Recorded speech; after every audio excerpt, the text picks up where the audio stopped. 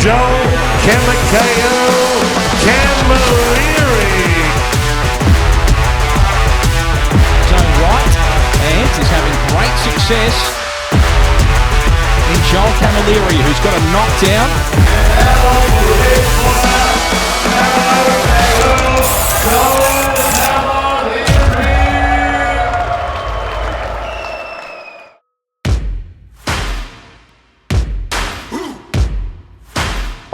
Over here. Welcome back to another video, guys. Today we're in Keilor Downs. All right, I'm not here by myself, but I'm here with the legend, Joel Camilleri. For me, guys, it's an absolute honor, man, to actually have him with us today, because this guy here is a legend, man. He actually grew up in the West, and today he's going to take us on a quick tour, man, of his upbringing, where he came from, where he started, man. So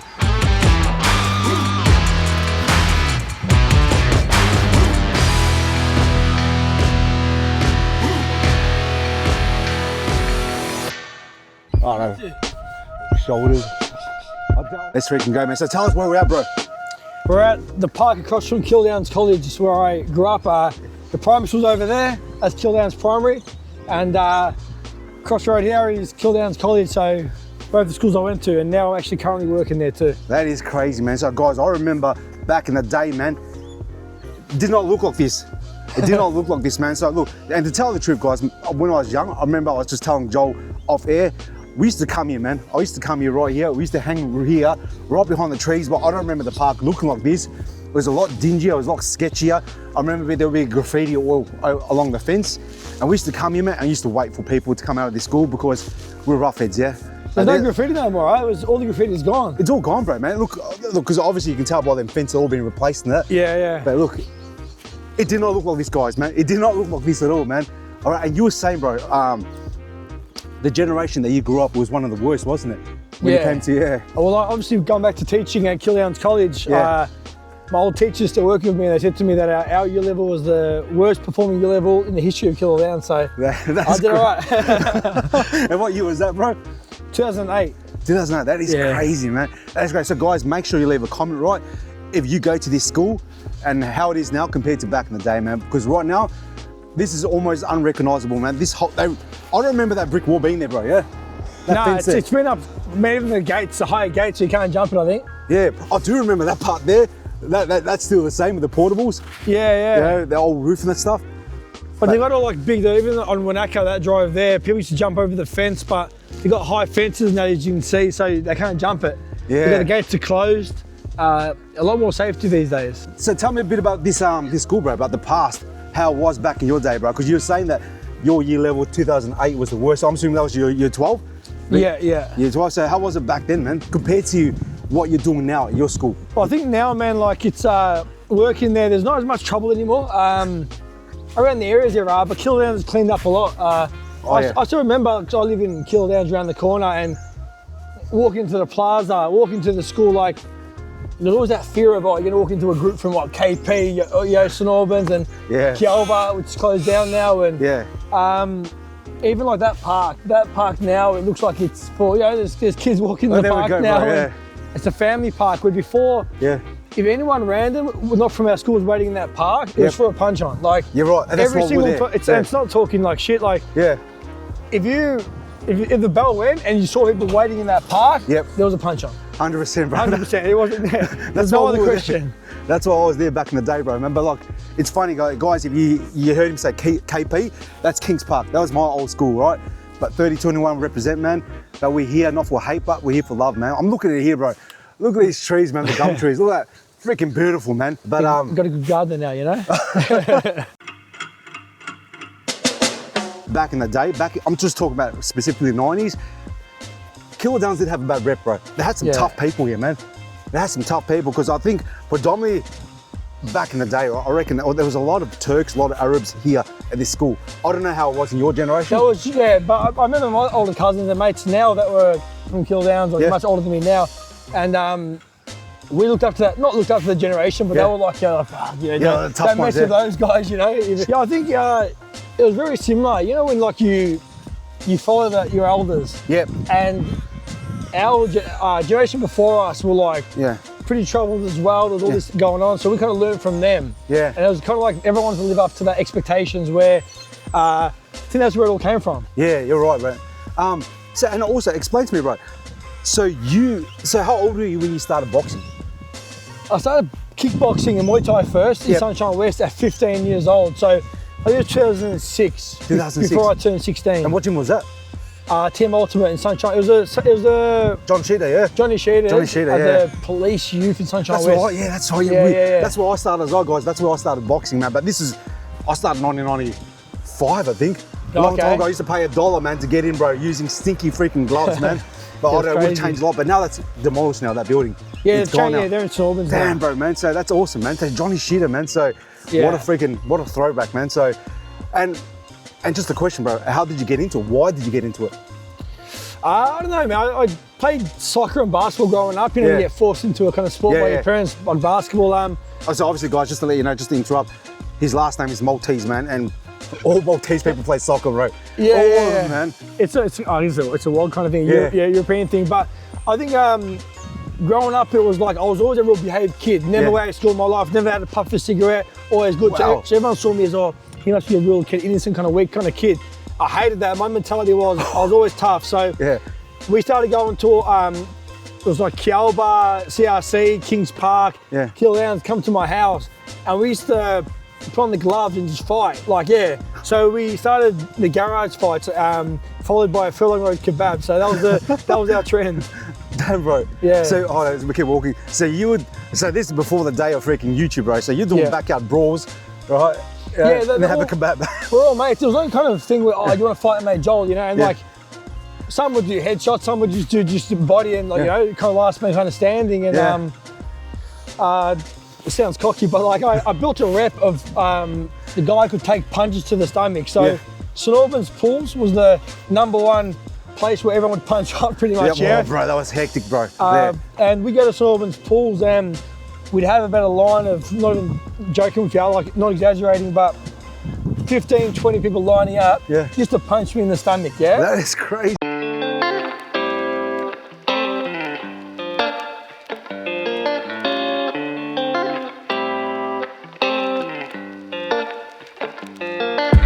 And that's how it went around. Oh, this Joel kid can take punches. And then they come to my house, we'd box, and that's where it all began. Yeah.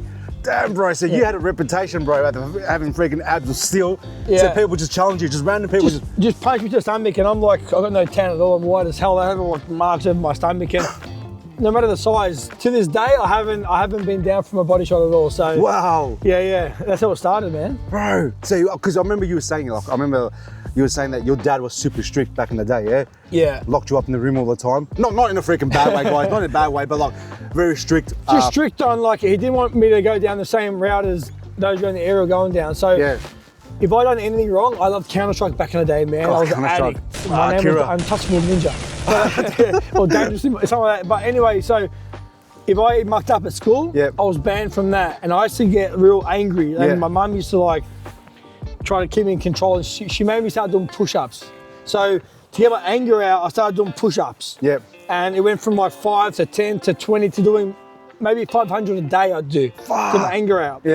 Then it went from that to putting a boxing bag in my garage, because if I broke anything, I'd be seeing my dad. So I thought, you know what, like, get my anger out somewhere else. Bro, so you pretty much imploded inside, bro, but you use all the energy on physical stuff.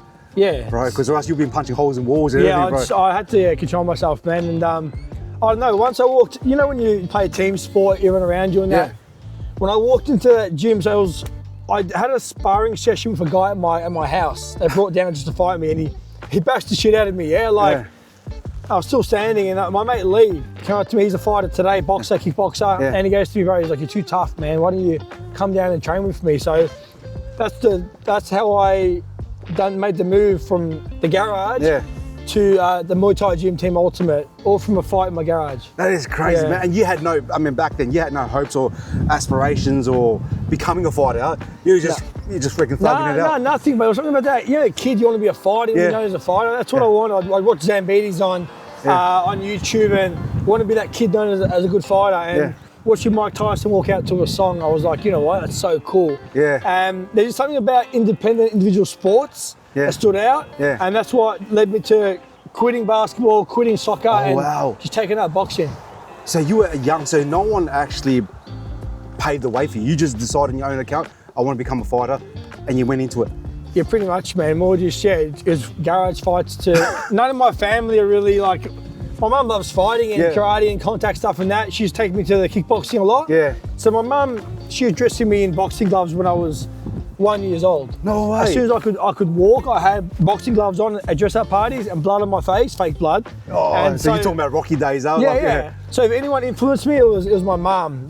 Open the DVD drawer, it's Van Damme, Jet Li. Oh, wow. Even Stan the Man, old fights of his, so Yeah, that's crazy, man, because we were talking before, guys, man. Stan the Man grew up in this area here, man. Like, I know, like, more Taylor's Lakes and stuff, but I had no idea that you actually idolised Stan the Man as well, and you still have connections to him to this very day. Yeah, Stan the Man, Cenk Behic as well. Cenk Behic, I remember him, the Turk, Yeah, he was around Keilor Downs, so yes. Yeah, we're mates today as well. And far out, these are guys, these are, bro, the names that he's saying right now, back in the day, we used to all look up to him, man. They were like our heroes, man, in the West. Cenk Behic, the Turk, what was the name, his fighter's name? The Shark, I'm pretty The sure. Shark, that's Great right. White Shark, or? Yeah, this is a Great White Shark. Yeah, Shark, you're right, because I remember back in the day in Deer Park, every punch-on I used to have, every Turk, man, goes, I'm cousins with Cenk Behic, even though they're not. Everyone used to freaking scare us with him, man. So these guys, man, these are the heroes back in the 90s. For me, Stan the Man, everyone used to worship him, bro, man. Yeah. Oh, that's crazy. Would you ever, like, back then, bro, man, as a kid, you never would have visioned that, huh? You'd be, like, hanging around with these OGs, man. Nah, I never thought I'd be a fighter. Like, in primary school, random like primary school fights and like the start of high school and that fights, like I could fight. Yeah. But I wasn't trained. I could just fight. And I don't know. I think I never thought I'd be fighting on TV and like turning professional. But I think I just fell in love with it straight away when I walked into a gym. That's crazy, man. So it's amazing, man. You found your passion so early, bro, man. Because a lot of people these days, man. Like for me, when you're doing YouTube, it's my passion now. Yeah. I'm in my 40s and I just found my passion now, but it's amazing, man, that how your life steered you accidentally, from a guy that you just have a backyard brawl with, and they just steered you into the right path, bro, man. Because if you weren't doing it, bro, what do you reckon you'll be doing?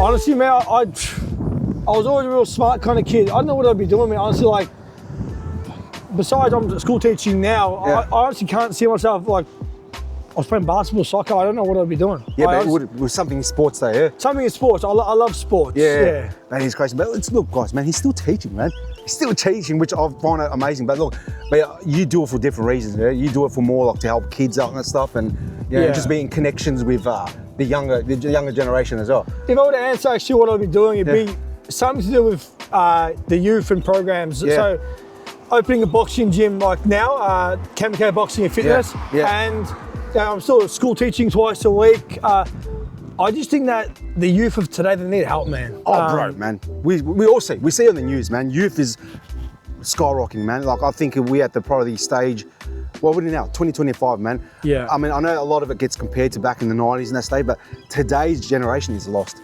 Yeah. Lost, bro, man. Everyone's carrying knives. Everyone is influenced by bad music and just want to live. Social media, but the wrong part of social media. So back in our day, we'd like, man, I sound old saying that, but we'd be on our bikes and our scooters and the motorised scooters and having a laugh. That was our kind of, and when we had fights, it was mainly fist fights, the rare occasions, whatever. But these days, man, they're on they're gaming all the time. Yeah. Kids, they're grabbing vapes at a young age. They're vaping, they're gaming, that's all they do. Yeah. And they got no hobbies, no goals. Nah, I agree with you, bro, man. I agree, man. It's we're living that generation. Well, back in the day, like after school, put our bags down, have a quick snack, straight outside, play. Yeah. Right now, it's like log on. But look around, there's not one kid on their bike. It's no crazy, bro. Because back in that day, it would be everyone. We see BMX everywhere, man. We see kids playing basketball and that stuff. Yeah. Times have changed. Unfortunately, that's how it is now. But still, it's good, man, to get, look, one of my best mates, right? It was saying that for him, that saved him from the streets, sports. Yeah, 100%. Sports, man, combat sports, man. And for me personally, I reckon, and you can probably testify this as well, bro, combat sports in general builds confidence, man, in people, man. You know what I'm saying? Like, because you see it at school as well, bro, bullies, man. You know? I think people see combat sports as, I don't know, man, violence, but it's not. Yeah. Anyone who trains as a fighter understands and respects what we do and fighting and stuff. We see it in a different kind of light than everyone else does. So I'm still pushing for it, like implementing boxing, combat sports into schools. It doesn't have to be like contact as in hitting each other, but just getting the aggression out. Because exactly right. I've like right now, you know, I've had surgery and whatever, and I haven't trained in a month. Yeah. And just the energy that builds up, it turns into aggression, and I got too much energy. When I'm training, I'm calm, man. You know? Yeah, it's amazing, man. Because one of my good favourite fighters I like to watch is Sean Strickland. Okay. Right? He's a freaking psycho, He's a bro. nut. He's a nut, but if he didn't have combat sports, he'd probably be doing something really bad, man. Yeah, 100%. So people need to vent, man. Need to actually express, use their energy elsewhere, man. Yeah. And combat sports, it doesn't have to be like sparring, hitting the bag and stuff. Does amazing things, man. Even hitting the pads, man. Yeah, it's absolutely amazing, man. So, but we will touch on his gym later on. He's going to show us that later on. But we're going to keep walking. We'll just keep walking that way. Yeah. Yeah. We just, you know, because guys, this is Melbourne weather, man. It's starting to freaking rain at the moment. Rain now, huh? But like, so tell me about your professional, My career? career, bro. So how did it start? Where? Well, I started, my first boxing gym was Footscray Youth Club. I trained there from like 2007. Yep. 2007 until like 2011. Yep. Moved to Glenroy Youth Club. Yep. And that's when I had my last 4 amateur fights and turned pro. Wow. It was a real rough Glenroy Grubs, we were called. So 2012 I turned pro. Yep. And it's 2025 now. I've had 40 pro fights. Wow. Currently number 3 in Australia and 28 in the world. So we're still going pretty strong.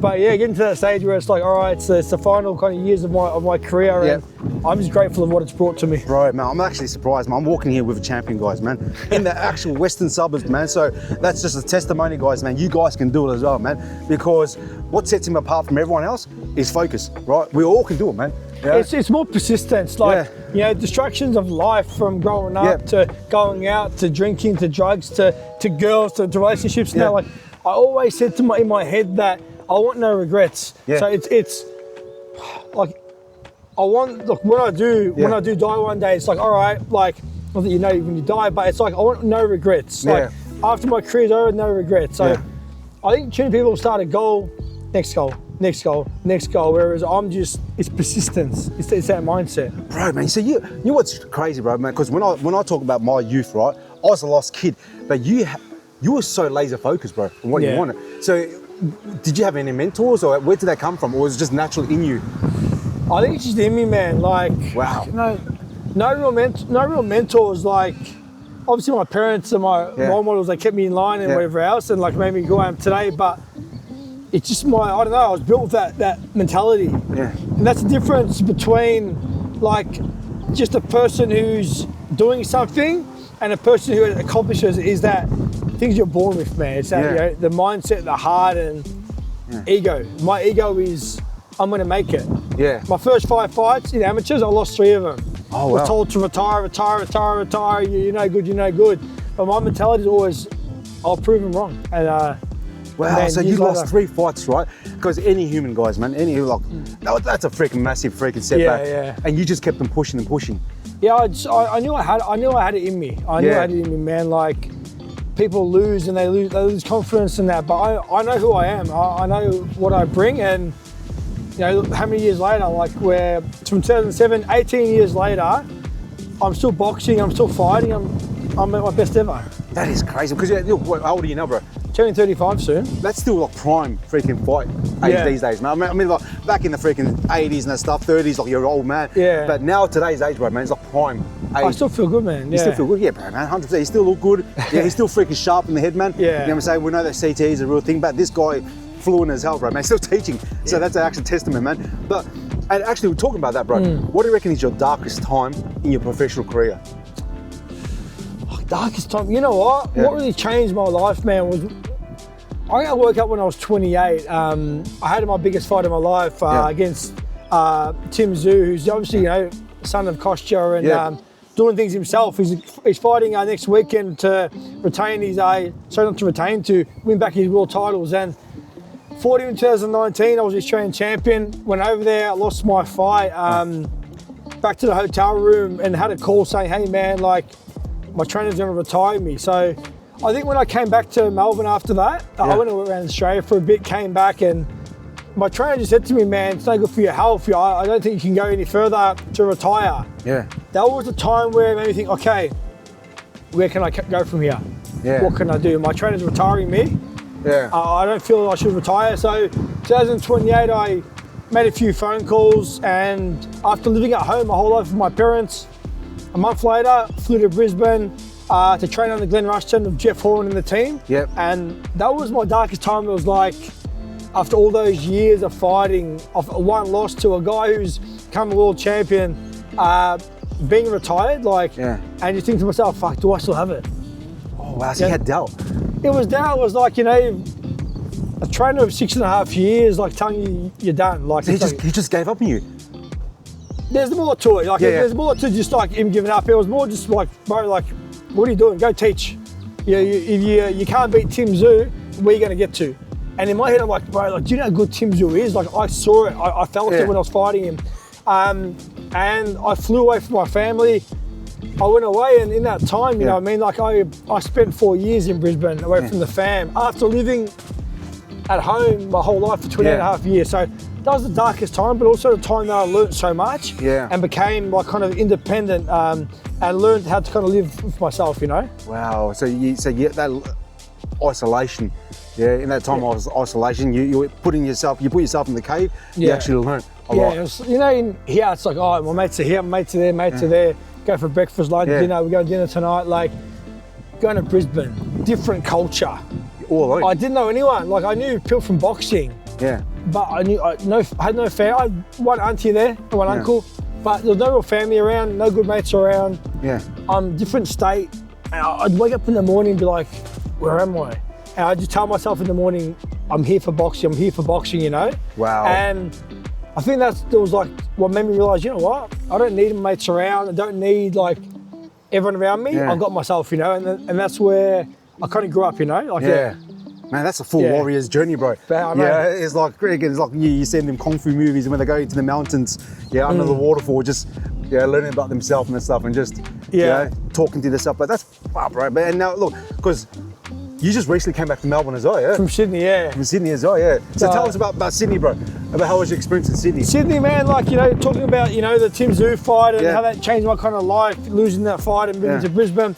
I went, after that I was one of Tim's main sparring partners, and they've asked me to move to Sydney to be the manager and head coach of the Tszyu Academy, which is a massive opportunity for me. And so there we go again. I was back in Melbourne only for 5 months, 6 months. Then I'd already been asked to move again away from my family. And I just came back to be around my family. My brother had kids and I wanted to spend time around them, and moved again to manage the Tszyu Academy, and spent a year over there. So it was a great experience. Wow, that's awesome, bro, man. That's awesome. But that leads to us, because through that experience there, running a gym, he's opened up his own gym, man. So I reckon we're gonna go there now. Yeah, we'll go there now.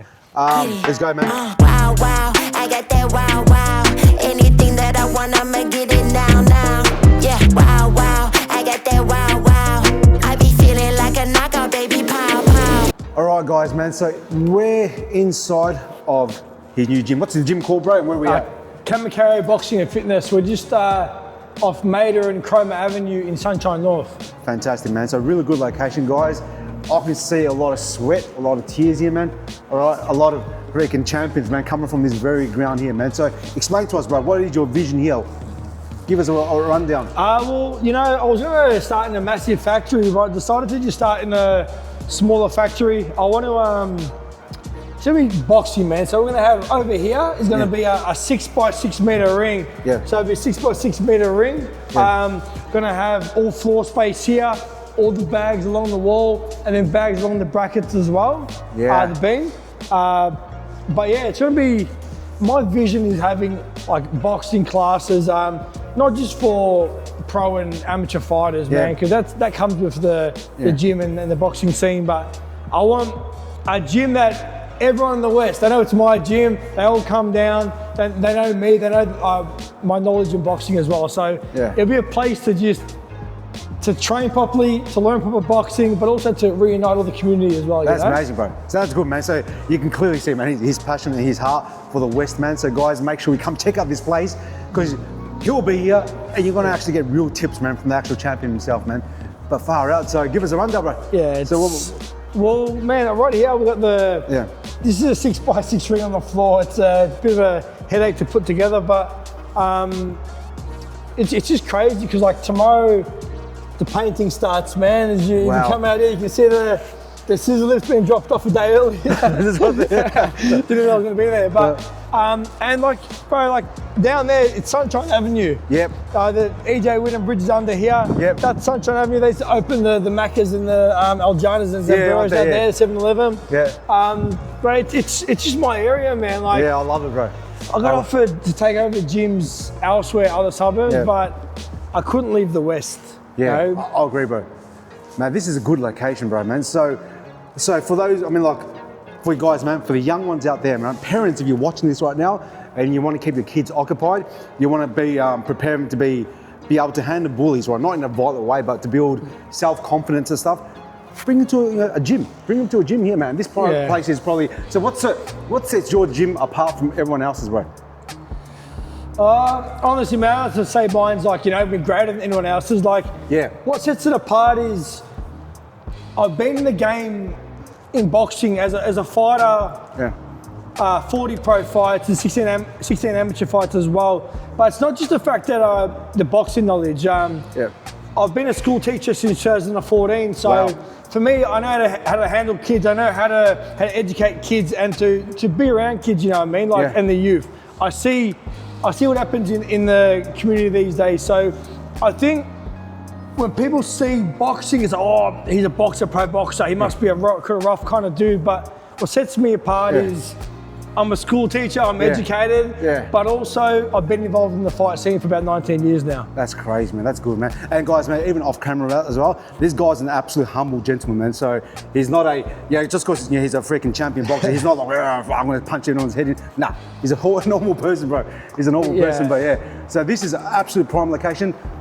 When are we anticipating opening? I'm hoping to have the doors open mid-September to late September. Yep. And then like a soft opening. I have a massive launch kind of thing. I want some food trucks. I want music, everything going on for the launch date. And then I'd say October, first week of October, I'm gonna launch all the classes, the proper schedule. Everything will be done. So I'll say start of October. That's fantastic, bro, man. And so those who want to follow you, bro, your socials and stuff, and this gym, give us the links, bro. Well, Joel Camako, so Joel and Camako is my personal profile.